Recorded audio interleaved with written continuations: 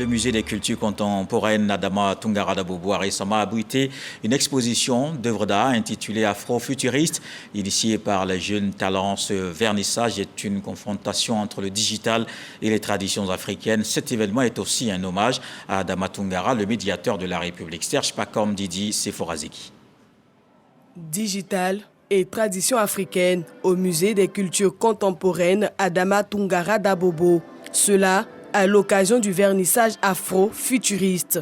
Des créations constituées de masques, d'œuvres conceptuelles numériques, visualisation 3D, une confrontation entre un monde digital internationalisé et les traditions africaines fortes. Un choc de culture ou encore culture choc conçu par de jeunes créateurs. L'afrofuturisme, c'est un concept qui permet aux Africains de s'imaginer dans le futur, en fait. Et ma manière à moi de concevoir ce concept-là, en fait, à travers mes œuvres, c'est de réinventer les masses africaines. J'ai présenté de la réalité virtuelle, j'ai présenté du digital painting. Je me dis que c'est une transition entre la culture ancestrale et la culture futuriste. Mon œuvre que j'ai présentée est une série d'animations en 3D qui s'appelle Vision du futur.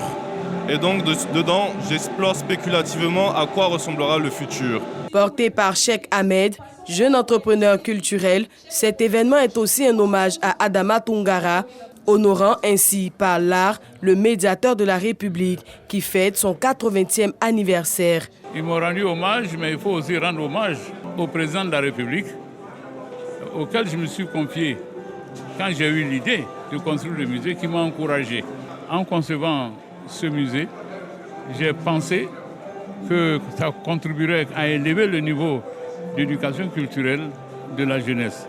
Et c'est ce que je viens de voir. Mode, chorégraphie, danse, chant, l'art dans toute sa diversité s'est donné rendez-vous pour marquer cette rencontre culturelle entre digitalisation et africanité. Nous retrouvons l'invité de la page culture, Madame Oufoué Marie et Emmanuel. Elle est auteure de l'œuvre Chantons le président Ado, un chef d'État exceptionnel. Nous vous retrouvons donc avec beaucoup de plaisir. Alors pourquoi avoir décidé de publier cet ouvrage?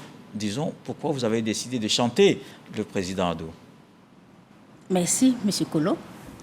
Ce livre est un livre hommage au président de la République de Côte d'Ivoire, son Excellence M. Alassane Ouattara. Ce livre rend également honneur à tous les acteurs de l'État qui se mettent au service du peuple. Ce livre révèle les bienfaits du président à travers toutes les régions de Côte d'Ivoire. Il établit un bilan positif de l'action gouvernementale. En un mot, ce livre analyse la vie politique, sociale, économique de notre pays, cette vie qui s'avère fructueuse. Et justement, l'auteur que vous êtes, oui. vous parlez de tous ces succès sur oui. tous les plans, la politique, les infrastructures, l'économie, le social et surtout ce leadership exceptionnel. Si vous devez retenir juste une ou deux choses sur ces différentes questions, ce serait par exemple quoi? Ça sera par exemple l'action menée en faveur de la jeunesse. Cette année a été décrétée l'année de la jeunesse. La jeunesse est une priorité pour le président de la République. Il faut dire qu'une jeunesse cultivée, une jeunesse instruite, une jeunesse consciente est une élite pour demain. La jeunesse constitue un réservoir de talent, d'énergie, de valeur à exploiter. Et aujourd'hui, il y a un programme, le PJGouv par exemple, qui est mis en œuvre. Est-ce que vous pensez par exemple que les jeunes saisissent justement toutes ces opportunités d'insertion socio-professionnelle? À mon sens, les jeunes devaient s'approprier tous ces outils mis en place en leur faveur, en leur honneur.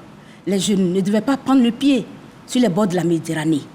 Les jeunes ne devaient pas chercher à prendre le large pour gagner l'Europe à travers la mer agitée de manière hasardeuse. Les jeunes devaient s'approprier tous ces outils. Les jeunes devaient saisir la main secourable que leur tend leur chef d'État. Justement, on va en reparler tout à l'heure. Juste regarder cet élément de Serge Pacom Didi et on se retrouve. Merci, monsieur. Chantons le président Ado, un chef d'État exceptionnel.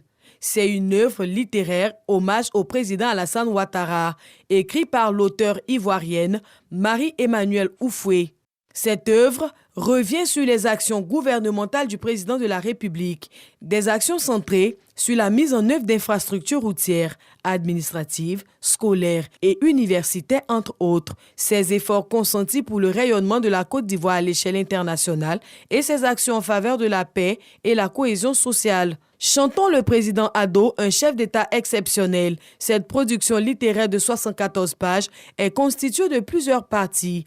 Les redistributions des fruits de la croissance sociale et économique, les grands esprits de l'État, des exemples pertinents de vie, l'année de la jeunesse. Chantons le président Ado, un chef d'État exceptionnel. C'est aussi des clins d'œil au vice-président Tiemoko Meïlé Kone, aux membres du gouvernement ivoirien, à sa tête le premier ministre Patrick Achi et au président d'institution. Enseignante, ancienne étudiante à l'université de Bouaké, Marie-Emmanuelle Oufoué est auteure de plusieurs œuvres, dont Éloge du président Ado, fruit de la formation continue, les secrets pour réussir à l'école et vaincre le chômage, et Chantons le président Ado, chef d'État exceptionnel. On a parlé des opportunités pour les jeunes tout à l'heure, mais les femmes ne sont pas évidemment en reste. Il y a aussi des opportunités en termes de formation, d'autonomisation et surtout de fonds mis à disposition. Comment vous voyez le rôle aujourd'hui? Vous percevez toutes ces initiatives en faveur des femmes qu'on appelle évidemment à jouer un rôle plus important dans le développement du pays? Merci, M. Kolo. Les femmes, à l'origine, avaient pour vocation de donner la vie. Aujourd'hui, des femmes battantes, des femmes talentueuses, des femmes dynamiques se mettent en phase avec les actions gouvernementales. Les femmes, aujourd'hui, participent à différents challenges. Les femmes occupent des hauts postes de responsabilité. Aujourd'hui, les femmes, par ma voix, rendent hommage au président de la République pour la mise en œuvre effective de l'approche intégrée du genre, pour l'inclusion du genre, pour la promotion du genre féminin en Côte d'Ivoire. Vous parlez aussi surtout du président de la République, le président de la République en Côte d'Ivoire, mais surtout de ce leader africain dont les actions, évidemment, sont ressenties hors du continent. Sur ce leadership exceptionnel, justement le titre de cet ouvrage, qu'est-ce que vous avez à dire? Merci, M. Kolo. Il faut dire que le leadership du président Alassane se décline en plusieurs volets. Premier aspect, les échanges diplomatiques que le président a, tant avec les pays de la sous-région que les pays développés. Il y a aussi la coopération économique qui développe avec les pays développés. La participation de notre pays à plusieurs échanges, à plusieurs sommets de haut niveau, à plusieurs conférences de haut niveau. Les responsables de nos institutions ont porté la voix du continent, ont porté la voix de notre pays à plusieurs tribunes d'échange de haut niveau pour fixer des perspectives, des opportunités d'investissement dans notre pays.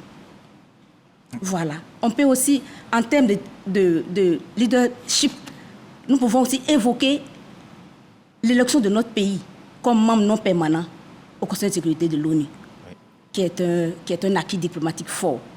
Et le pays qui continue justement de partager son expérience de maintien de la paix dans les missions de l'ONU. Alors, est-ce que cet ouvrage est déjà disponible? Oui, l'ouvrage est déjà paru. Dans le courant de ce mois, il sera dans presque toutes les librairies. Voilà. Je constate que vous avez touché à presque tous les domaines, mais le sport a été un peu peut-être omis. Je n'ai pas vu le succès au niveau de la CAN, je n'ai pas vu les succès de nos athlètes, Ruth Gabi, Cheikh Cissé, qui d'ailleurs vient d'avoir un autre titre mondial. C'est peut-être pour la prochaine édition? Oui, bien sûr. Oui, je suis en train d'écrire un nouveau livre qui a pour titre « La Côte d'Ivoire solidaire sous les ados ». Et dans ce livre seront développés tous ces thèmes.